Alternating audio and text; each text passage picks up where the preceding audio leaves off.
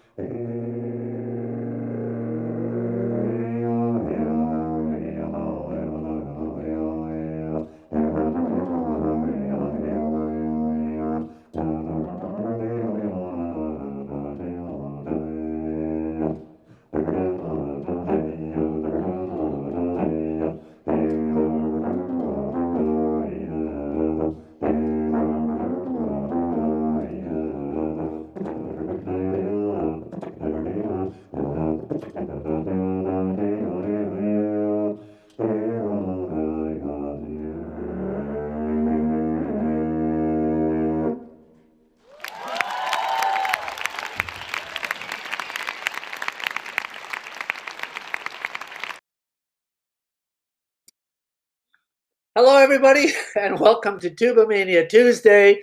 In today's webinar, we are going to be focusing on these two works, Fugue and Chartist. Welcome, Oystein Baadsvik, to TubaMania Tuesday, returning. Thank you very much, Steve. Oystein, you see all these people who are, we have nearly 200 people, nearly 200 people either attending live or will be listening to this recording later. And we have Fedor from Moscow, Daniela from Florence, Italy. We've got Liam, who's going to play Fugue from the UK. We've got Igor Martinez, again, from Venezuela, every webinar with his students. And we've got Kitty from Thailand with his, he's the tuba player of the Thailand Philharmonic. David Cribb from the Leipzig Gewandhaus. Hello, David. Greetings, everybody. Welcome. Hey. Do you ever get nervous? Because I know if I was on stage for that TED Talk, I would be quite nervous. So, question for you. Do you ever get nervous? And if you do, what do you do for those nerves? And if you don't, what did you do back when you were younger and you got nervous? Yeah, this is a really good question because it really affects all performing artists. At some point you have nervosity, and then the question is how to deal with it. So you can split the challenge up in two. First of all, what do you do to prepare yourself beforehand of the performance in order to be better prepared when you get to the stage? And secondly, what do you do when you're on the stage and you're still nervous? And that's kind of the place when you have to find tactics to overcome nervousness when you're actually experiencing it unexpectedly on stage. So we can look at the first one first. What do you do to prepare yourself? And for me, it is a lot about being prepared technically and musically. So I know that I know.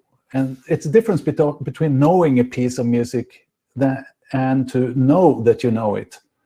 So one of the tactics is I take, let's say, 10 batteries. Plug them in here. No, I take 10 batteries and then I put them on the table and I play the phrase of the music 10 times in a row perfectly. If I miss something after 7 times, I have to go back and try again. So I get those 10 runs that are as good as they possibly can. And of course, I can set the bar a little bit lower. If it's a hugely difficult piece, I can sort of set the bar kind of down here. So I allow myself to do, let's say, 1 or 2 mistakes. And then I do this over and over again. Like say I did for 100 days.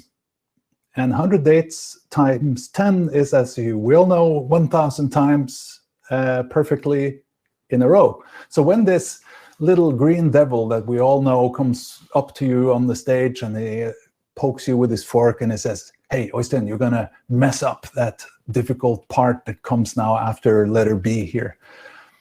And if you haven't done this, you would probably go, yeah, maybe I will mess it up. And you'll also mess up what you're already doing because your mind will be elsewhere.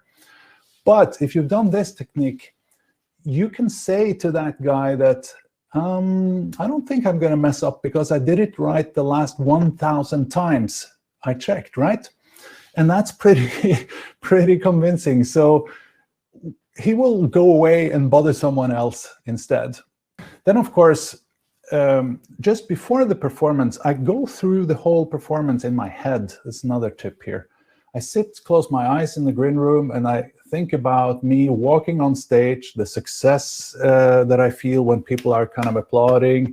Sometimes they're not that enthusiastic, but yeah, you got to deal with that too.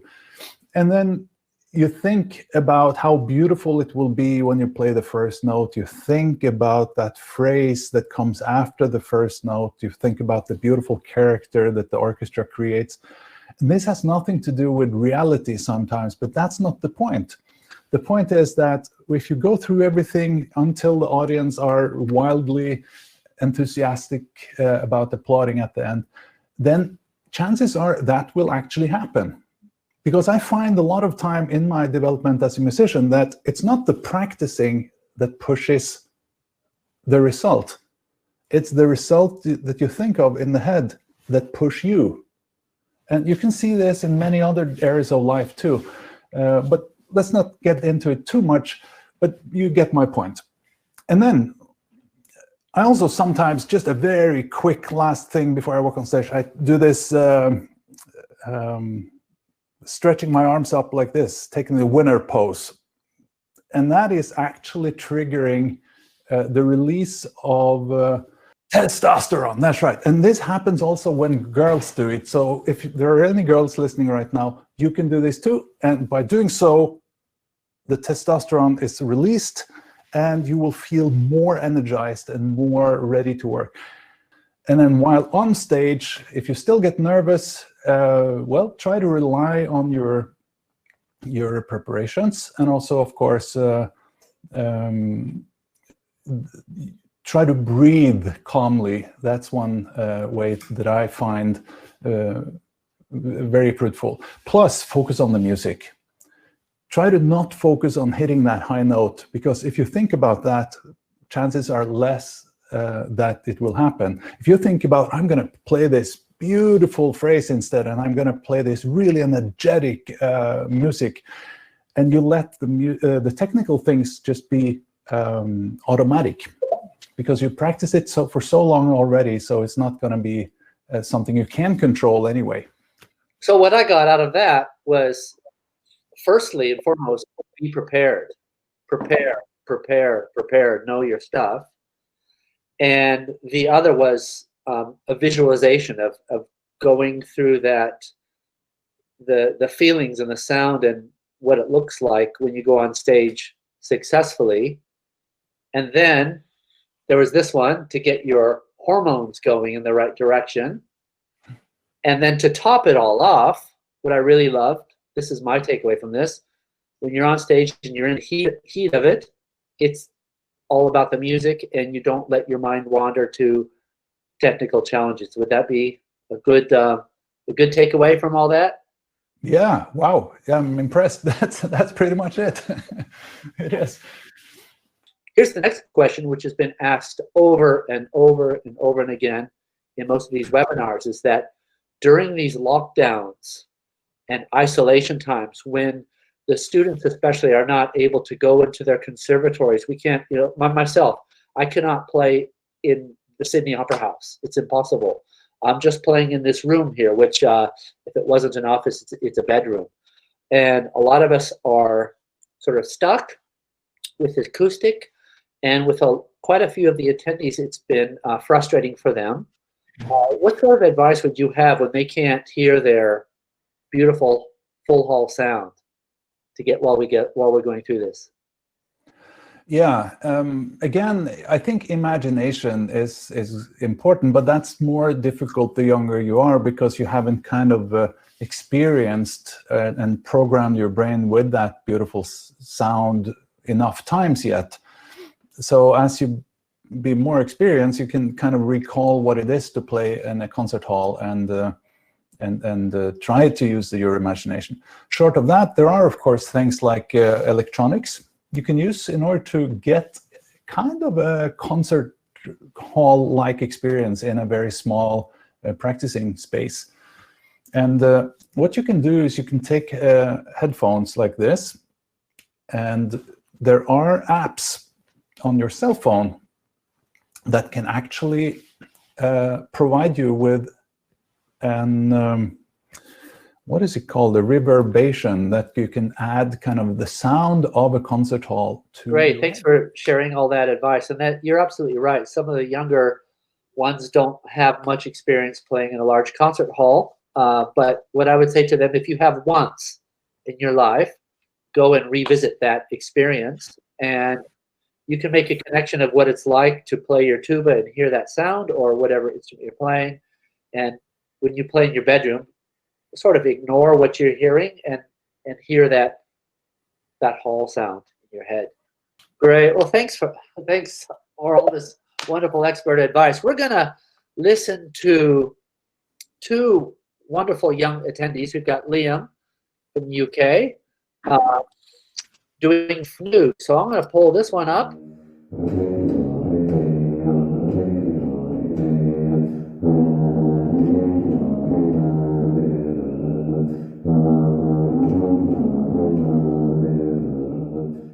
Yeah, very nice. Congratulations, Liam.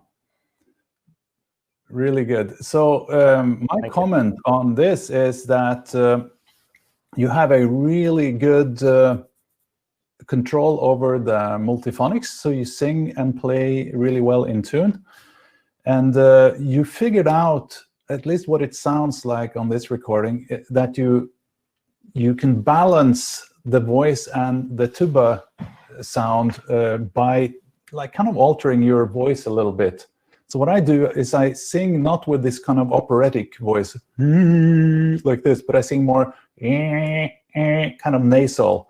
And it sounds like you're doing something like this. And also, don't worry too much about your tuba sound being less than kind of classical in this piece, because with a more nasal tuba sound, this also becomes better. So I'm just going to give you an example here. And this is something you can alter along the way as well. This is with a more operatic. We swap it around to whine.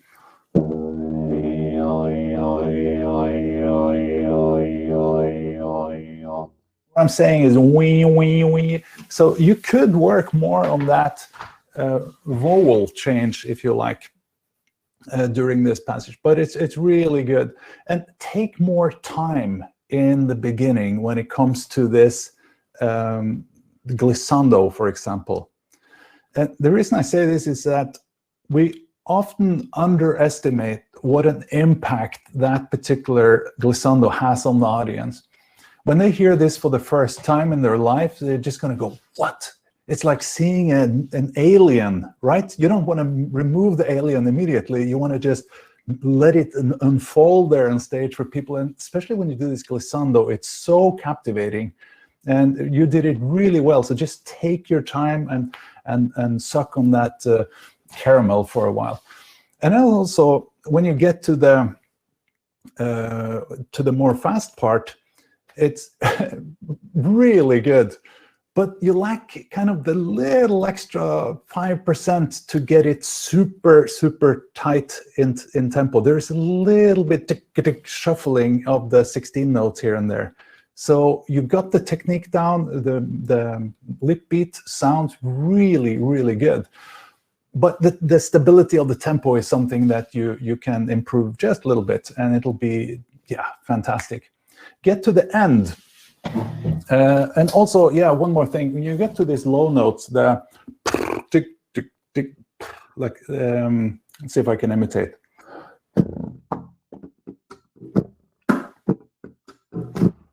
This low, almost vibra slap-like sound. You can do that with your valves pressed halfway down. And I'm not sure if you did that during this performance, but playing with half valves down will actually create a really tight sound on those lip beats. So listen to the difference. I'm going to do a regular lip beat without valves. Okay.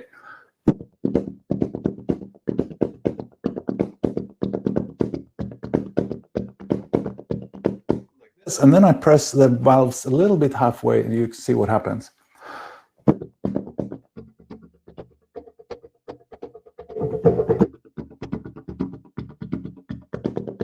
What I'm actually doing now is slowly moving them, and this is also something that has this alien quality to it when you move the valves really slowly, because the sound also very slowly alters. So my motto is, as long as something is moving, as long as something is not statically just flat, as long as it's kind of changing just a little bit, you can almost go on forever with it because it's interesting. Now, a change can also become static if you do it too long, but think about it. Also in classical music, when I phrase, if I can move the phrase, if I can keep it going and change all the time, that's when it's interesting for the audience. So lastly, I want to mention that the last glissando you do, when you do this here, you could do that, or you could do something where you go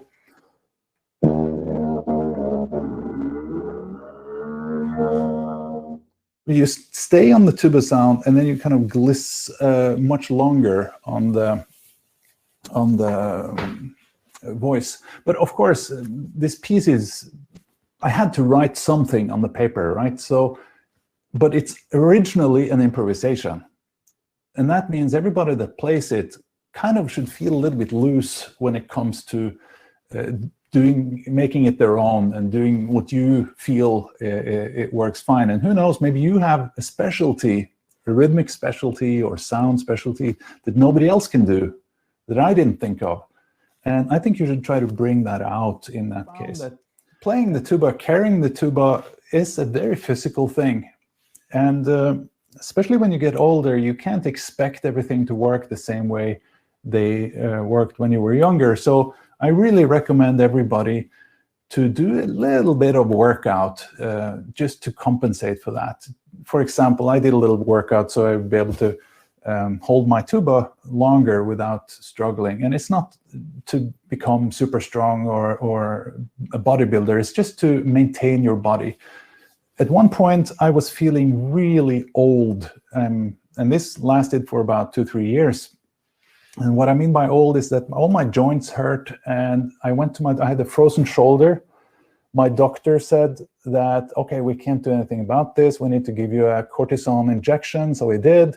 It lasted for 2 weeks, and then it was bad again. So he gave me another shot. Didn't help. And finally, I just thought, no, screw this. I'm going to work out anyway. So I started doing, push-ups and a little bit of dips on the chair, light in the beginning, and it hurt like hell. But it became a lot better. And now I realize that this is what is needed. The body should move. Yeah, I can't say this enough. It's really, really important to maintain your body when you're doing something physical as playing the tuba.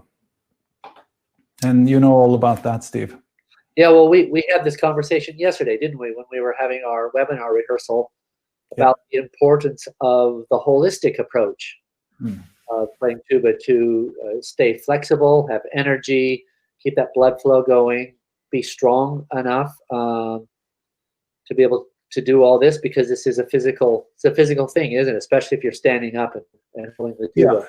Yeah. And I actually have there's a class on that in my online course where I go through some of the physical exercises that I do in order to strengthen your core, for example. It's not magical, it's just that it's necessary. Wonderful.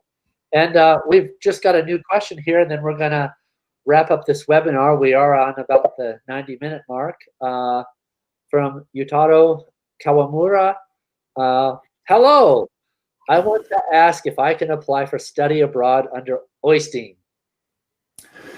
Well, I've had that question a lot, and best thing is really to look at my online academy, because I will be interacting a lot with the students there. And also you will find the information that I gave you on a private lesson in that course. So it's pretty much the same way of teaching as if you would be sitting in the room with me.